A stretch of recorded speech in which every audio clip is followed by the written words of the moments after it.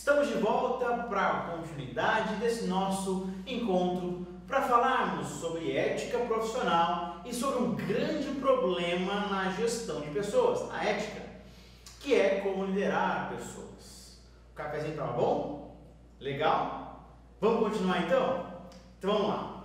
No item 4, liderar e dirigir uma equipe. Primeira coisa que nós temos que lembrar é que somos animais políticos. Como assim animal, professor? Que ofensa! E essa aula que me ofendeu chamar de animal? Calma, companheiro.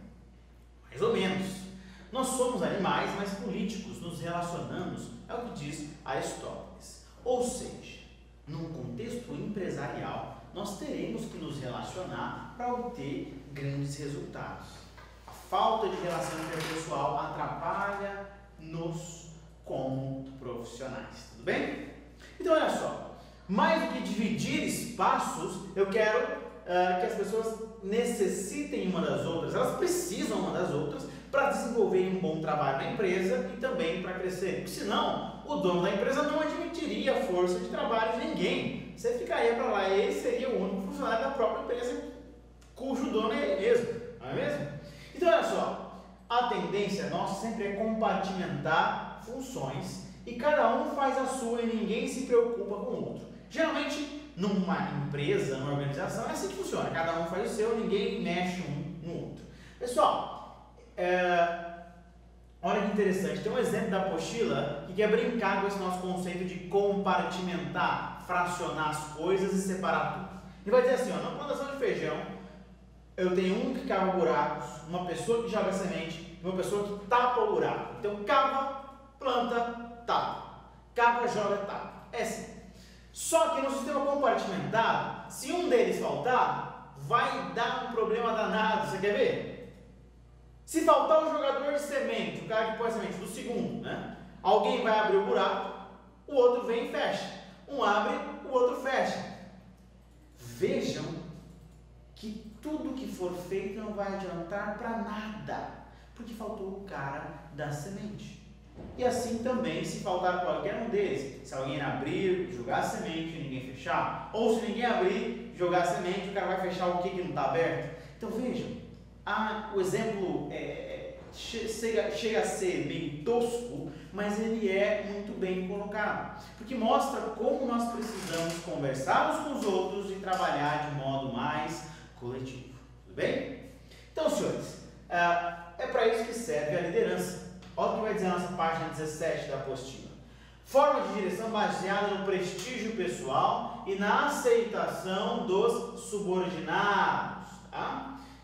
Essa é a ideia. Eu aceito as pessoas, eu acolho as pessoas como elas são, do jeito que elas são, porque elas têm potencialidades que me servem em muito. Então, essa é a nova ideia de gestão.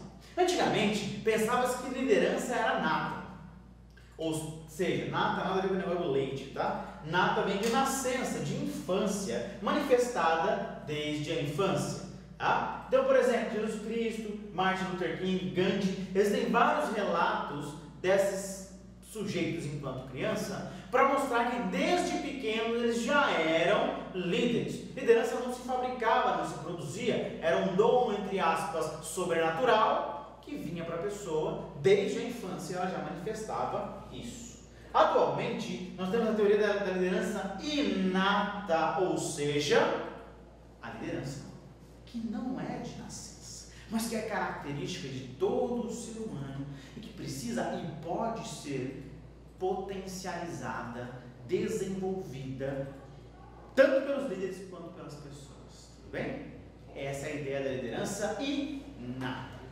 Senhores, o que mais? Eu tenho, por exemplo, a diferença de chefe e líder, que está na sua apostila, que o líder, ele inova, o chefe administra as coisas como estão. O líder vai inovar, expandir a mente, mudar de mente. Né? O chefe limita as pessoas, o trabalho e as atribuições. O líder cria e incentiva a criação. O que mais? O chefe mantém as coisas como estão.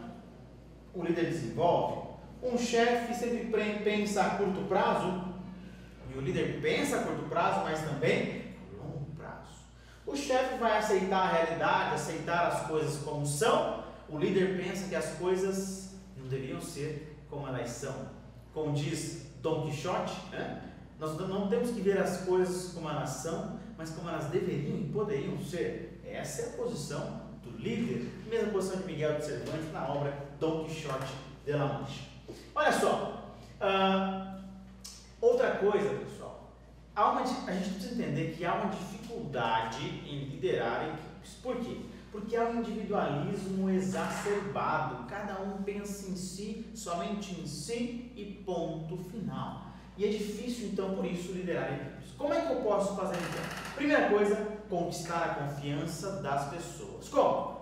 Estimulo as pessoas, desenvolvo talentos, trato os meus liderados como colaboradores e protagonistas de novas ideias, novas coisas, de bons diálogos, e não como subordinados que têm que fazer exatamente aquilo que eu mando. Isso não funciona, isso não cabe mais em lugar nenhum. Tá?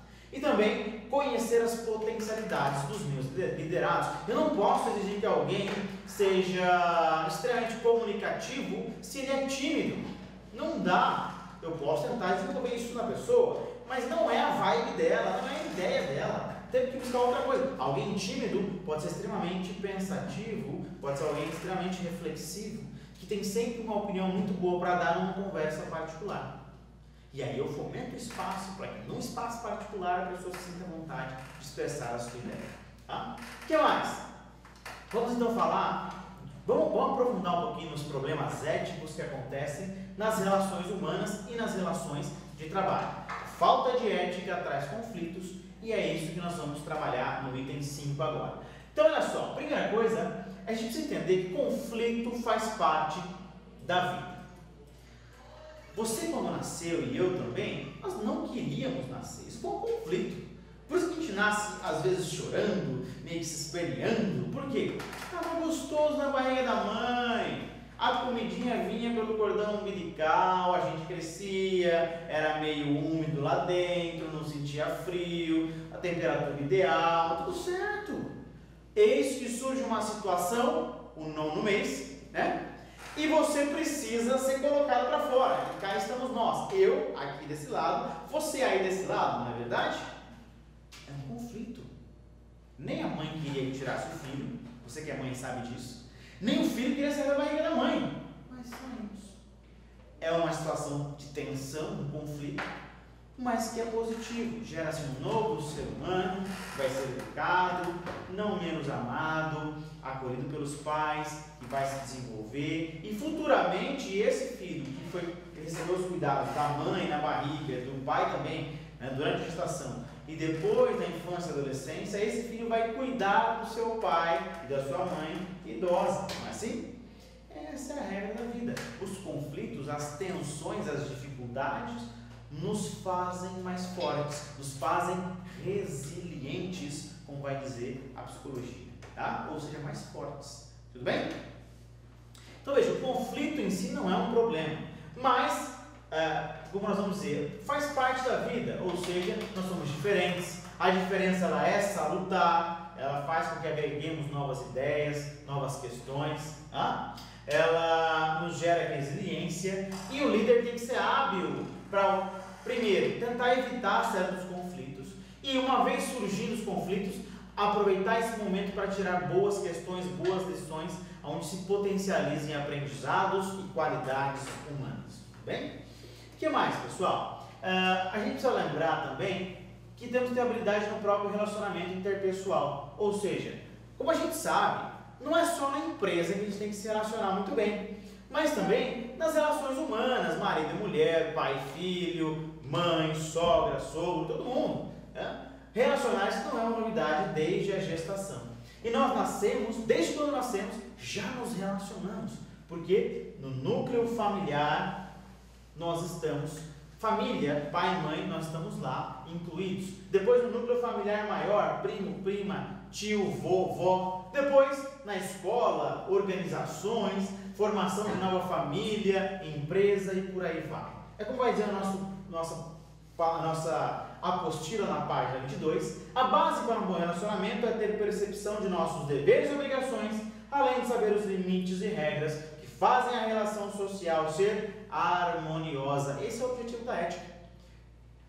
fazer com que as relações pessoais, as interações humanas sejam harmoniosas e proveitosas, significativas para a vida de ambos, tudo bem?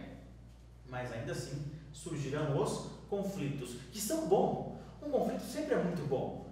Por quê? Não que eu goste de sofrer, né? Mas que ele faz com que a gente possa pensar em outras dimensões. Pensar, colocar no lugar do outro, conversar com o outro, e essa interação é muito útil e significativa para todo o ser humano. Pessoal, todos nós somos diferentes, temos nossas capacidades de criar, né? E como é que eu vou resolver então esse tal desses conflitos? Basicamente, a primeira ideia é autoconhecimento, tá?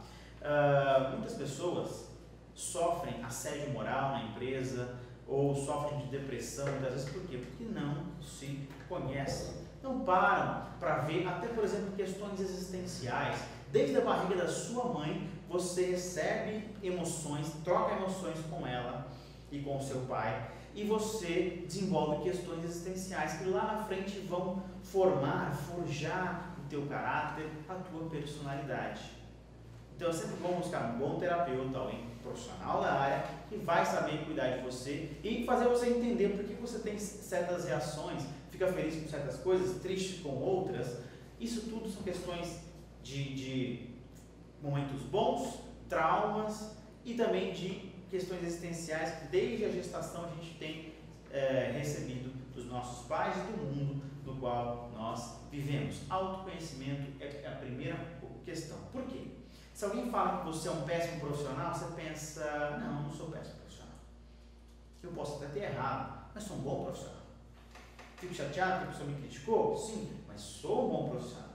Olha o tanto de coisa boa que eu faço. Vou mudar esse erro, vou melhorar, vou potencializar a minha atividade, mas com certeza você vai ter um bom autoconhecimento e vai receber a crítica de modo construtivo, por mais que a pessoa até queira te destruir. Tudo bem? O que mais, pessoal? Tem até uma coisa interessante que está aqui no final do slide, é o tal do respirar fundo. Quando você respira fundo por 3 vezes, o teu cérebro recebe tanta oxigenação que é semelhante à nicotina no cérebro. Então, tá bravo, tá tenso, para e ó.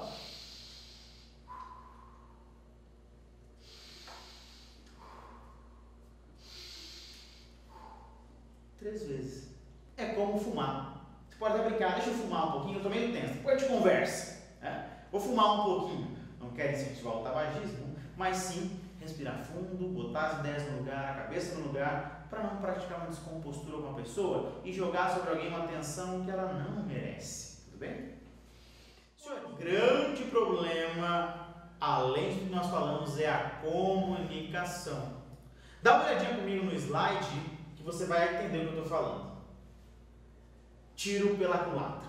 Zeca telefona para você. Zeca, telefone para você. O Zeca está lá no computador e fala que eu estou na reunião com o chefe. Aí o camarada pega e fala, então, o chefe, ele está em reunião com o senhor. Deu para entender? Faltou comunicação.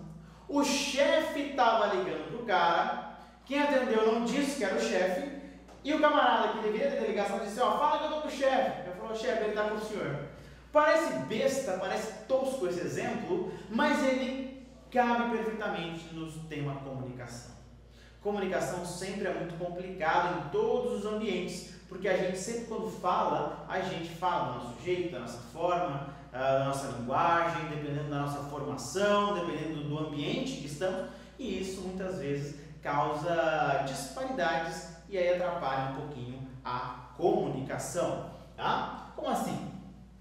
Uma mensagem do emissor fica obscura ao receptor. E as próprias, por exemplo, diferenças de gênero, homens e mulheres, diferenças de religião, tudo isso causa um certo problema de comunicação. E, por exemplo, olha que interessante um estudo que foi feito por um psicólogo, por vários até teólogos que estudam aí terapia de casal e tal. Olha que interessante. Eles vão dizer que as mulheres, elas precisam falar para organizar a ideia. Né? Ou seja, ela precisa expor aquilo que está passando na cabeça dela para que aí sim ela organize a ideia. Já o homem não, ele só fala depois de organizar a ideia. O homem não gosta de falar antes, não, ele fica quieto, pensando, matutando, organizando tudo. Uma vez organizado, ele sente a vontade de falar. Olha a diferença e o problema que pode dar isso na comunicação. Para a mulher, os assuntos todos estão misturados, juntos e tudo tem ligação com tudo. Já para o homem, não. Tudo é compartimentado em caixinhas. Você está falando do trabalho hoje, é o trabalho hoje dos filhos, depois da família, depois de não sei o quê. Para a mulher está tudo junto e misturado. E isso dá problema na hora da comunicação. E ninguém é melhor e pior que ninguém. São estilos diferentes que se completam, tanto na empresa quanto na família e de modo geral. Tudo bem? E não há melhor ou pior. Cada um tem o seu estilo, cada um tem a sua habilidade. Mas o fato é que dá problema.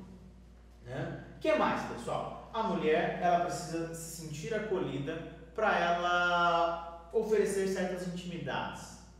Já o homem, para ele oferecer certas intimidades, ele precisa da intimidade para ser acolhida. A mulher precisa ser acolhida para buscar uma intimidade com o homem. E o homem inverso, precisa da intimidade para se sentir acolhido. Pessoal, o que mais a gente pode falar ainda a respeito desses conflitos? Eu tenho ainda as tensões, tá? Tensão, sempre um assunto muito complicado para mim e para você, né? Mas fica tranquilo. Tensão, de modo geral, é muito boa. É ela que nos propulsiona a realizar missões impossíveis, a concretizar sonhos impossíveis, tá? Eu sei que muitas vezes no curso você pode cansar, pode ficar desanimado, mas essa vontade de terminar a missão faz com que, essa tensão faz com que você tenha estímulos no teu cérebro e complete com êxito essa missão que agora se inicia no primeiro módulo, né? Então a tensão ela é boa. O problema é que a gente está sempre tenso. Sempre tem missão, sempre tem dificuldade e sempre estamos liberando noradrenalina e outras substâncias no cérebro. E aí começa a desregular um pouco essa questão. Por isso, então, que nós passamos do limite, passamos a não suportarmos mais a culpa e aí nós vamos fazer o quê? Jogar nos outros. É a chamada transferência. É a chamada transferência. Ou seja, você nunca passou pela situação de vir tenso do trabalho, chegar em casa e despejar na primeira pessoa que você vê? Fala tudo, a pessoa faz uma coisinha desse tamanho e você, pá, você fez isso, você não vale nada, você não sei o quê. Não aconteceu com você? Acho que já. Bom, já aconteceu comigo e deve ter acontecido com você. Eu e você somos seres humanos, animais políticos, não é mesmo? Isso a psicologia chama de transferência. Você transfere para o outro uma tensão que está dentro de você. E isso atrapalha as relações de trabalho, as relações familiares e gera conflitos, porque a gente ofende, a gente machuca quando está tenso e despeja e transfere para o outro. Cuidado, tá? Sempre bom você poder conversar sobre suas tensões com alguém de confiança. Seja um terapeuta, marido, o cachorro, né? Alguém que você confie, que você possa conversar sobre suas tensões e aí você põe para fora, já começa o processo de cura da chamada catarse, põe para fora, revisita aquela tensão, aquele ambiente tenso, começa a ver aquilo e aí você começa a se autocurar. Tudo bem? Senhores, então olha só, e o líder tem que saber lidar, mediar conflito e resolver conflitos. Essa é a função do líder diante de tanta tensão, porque o conflito nem sempre é ruim, ele pode muitas vezes ser muito bom e gerar grandes ganhos, grandes benefícios a uma empresa, a uma família ou em qualquer lugar onde as pessoas se relacionam. Tudo bem? Pessoal, para resolver conflitos, nossa apostila vai dizer que a gente precisa primeiro saber os motivos aparentes, motivos ocultos, aqueles que estão escondidos. O que mais? Buscar sempre a melhor solução. Como assim? Eu vou refletir, admitir os meus erros, evitar a culpabilização alheia. Isso é muito importante. Como assim?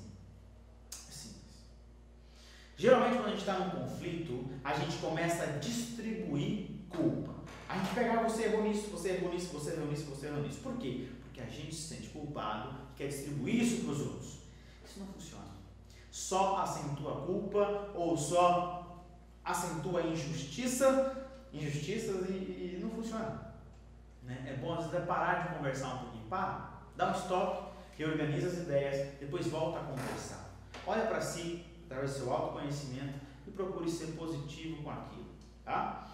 Distribuir culpa não é o melhor caminho para se resolver um conflito. Na verdade, só se gera mais e mais e mais conflito. Tudo bem? Além disso, temos também a questão de avaliar aquilo que foi feito. Deu certo?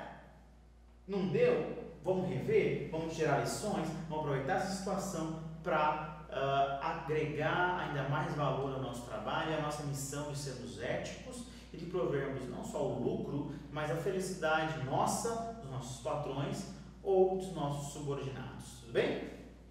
Senhores, feito isso então, nós terminamos o item 5 e vamos para o nosso último e derradeiro item, o chamado comportamento nas organizações. O objetivo é primeiro mostrar a importância das pessoas nas organizações, tá? E identificar teorias que aumentam, que expandem, que potencializam a atuação da pessoa. É ver de que modo eu posso contribuir na empresa, no ambiente, no relacionamento, para que elas possam se sentir melhores, mais felizes e até produzam mais e até façam mais por conta desse estado de felicidade que a empresa proporciona. Tudo bem?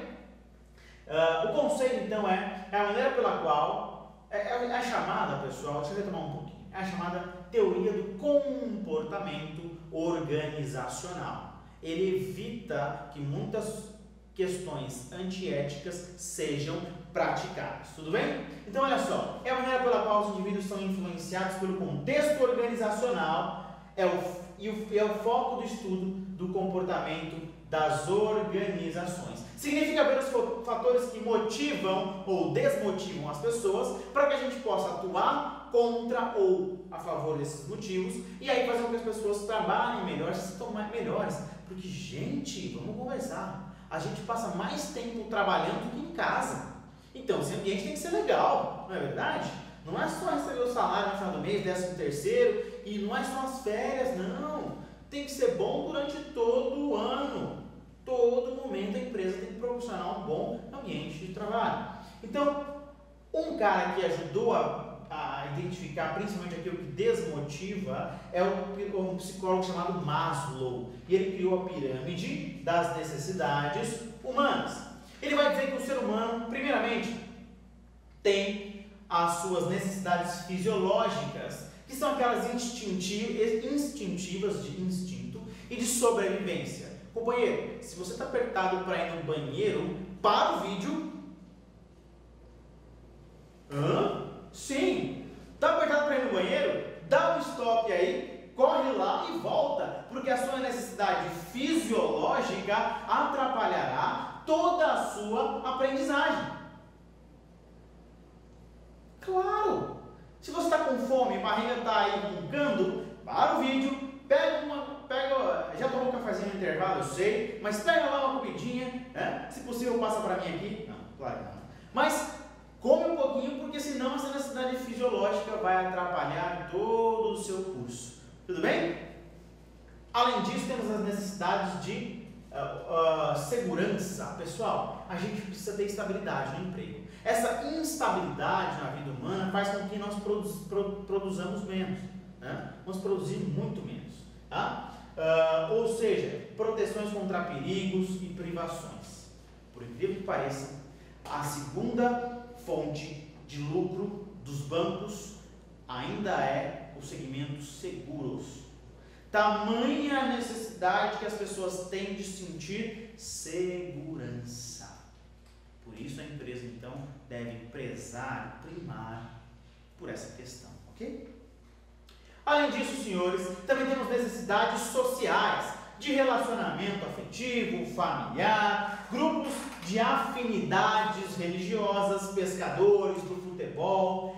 a gente precisa ter um relacionamento social, senão a gente não aguenta ficar enclausurado numa empresa, trabalhando, comendo e tendo segurança de emprego, mas sem se relacionar com ninguém. Inclusive, dentro dessa necessidade social, se inclui o relacionamento entre os trabalhadores. Se não houver um bom ambiente de trabalho, não haverá boa produção, a empresa está cavando sua própria cova. Tudo bem? Porque eu repito, se não precisasse de pessoas, não as teria admitido. Se contratou é porque precisa, e se precisa é porque tem que prover bom ambiente de trabalho para essas pessoas. Senhor, além disso, eu tenho necessidade de estima, de reconhecimento, respeito, valorização. Se eu trabalho, tenho um bom ambiente de trabalho, tenho minhas necessidades fisiológicas muito bem supridas, necessidades de segurança supridas, mas ainda não tenho reconhecimento, não adianta nada. Eu estou fazendo tudo e não está adiantando nada. Reconhecer. Reconheça o seu colega. Ao invés de brigar com o seu colega que faz coisas erradas, reconheça as coisas boas que ele faz e essa positividade fará com que ele faça melhor o que ele já faz bem e mude aquilo que ele faz mal, porque ele sabe que você vai reconhecer depois. Você líder ou você colega de trabalho vai reconhecer posteriormente, tudo bem? E por fim, necessidade de autorrealização. Eu preciso me desenvolver, eu preciso romper barreiras, quebrar desafios. Eu não sou máquina de fazer a mesma coisa todo o tempo de trabalho. Eu preciso expandir a minha mente, eu preciso me desafiar, eu preciso vencer os meus desafios e isso faz com que eu me sinta autorrealizado e também, e essa é uma necessidade humana, como disse nosso amigo Maslow. Essa é a pirâmide. Da base, que é a fisiológica, para o topo, que é a autorrealização, em que nós temos fisiológicas, de segurança, sociais, autoestima e autorrealização. Tudo bem? Senhores, além disso, a gente precisa pensar que não dá para separar as pessoas, ou seja, um bom relacionamento ético entre as pessoas da empresa fará com que o relacionamento coletivo também seja muito bom. O pessoal, o jeito que você se relaciona com as pessoas, influenciará no relacionamento coletivo. Tá? E olha só, as próprias diferenças de personalidades, temperamentos, embora às vezes gerem conflitos, elas também podem contribuir significativamente para a empresa. Você quer ver? Olha comigo aqui. Tá? Como é que vai dizer o Albuquerque, que também está no nosso material aí que eu passei para vocês. Cada gestor tem que saber como estimular as virtudes, minimizar os vícios comportamentais dos seus colaboradores. Quem está comandando precisa desenvolver a arte de lidar com pessoas difíceis. As melhores atitudes são acolher, corrigir e apoiar. Não humilhar, não expor, não ridicularizar o erro de alguém. Acolhe, corrige e apoia essa pessoa. Lidar com pessoas difíceis. Todos nós somos, como diz Augusto Cury, gênios e loucos. De gênio e louco todo mundo tem um pouco. Todos nós somos difíceis de lidar. Depende, quando a gente está num dia ruim, num assunto ruim ou num tema complicado, que todos nós seremos difíceis de lidar. Tudo bem? Pessoal, eu tenho, por exemplo, vários tipos de 9 personalidades diferentes que você vai ver na sua apostila. Mas, por exemplo, eu tenho gente que pode ser metódica, detalhista, e geralmente está na área contábil, ele é muito bom, mas também, por outro lado, é intransigente, preocupado com os resultados pessoais, é meio na dele. Eu tenho gente que é muito carismático, voluntário, geralmente trabalha com vendas, RH, é voluntarioso, carismático, gosta de estar com as pessoas, de fazer bem para as pessoas. Mas eles podem esquecer-se de si mesmo, ou acharem que ou esquece de cuidar de si, ou ele acha que ele é tão bom que acaba tendo orgulho em demasia. E por aí vai, tem vários tipos de personalidades que vocês vão trabalhando na sua, no seu material. Tá? Então veja, as empresas precisam identificar as diferenças, investir nas potencialidades dos seus colaboradores ou funcionários e fomentar a convivência entre eles, através da qual aquelas qualidades e aqueles defeitos vão se interagindo, alguns conflitos vão surgir, mas eles não vão ser usados para o mal, para coisa ruim, só para negatividade, mas de um modo positivo. Ou seja, usar para o crescimento. Porque ninguém cresce só na potencialidade. Crescemos principalmente nos nossos erros, nas nossas deficiências. Tudo bem? Senhores, era isso então que tínhamos para estudar. Eu agradeço muito a sua atenção. Desejo bons estudos. Estaremos à disposição no nosso aba para que você possa tirar as suas dúvidas. Tudo bem? Muito obrigado. A gente se encontra num futuro próximo, ok? Caso vocês precisem, esse está aqui no final do slide meu e-mail, professorsergio@gmail.com, e no Facebook será um prazer tê-los como meus amigos e trocar ideias, dialogar através das nossas semelhanças e diferenças no Facebook Sérgio Barros, que é o meu nome. Tudo bem? Muito obrigado, fiquem com Deus e até a próxima oportunidade. Bons estudos, pessoal. Tchau, tchau.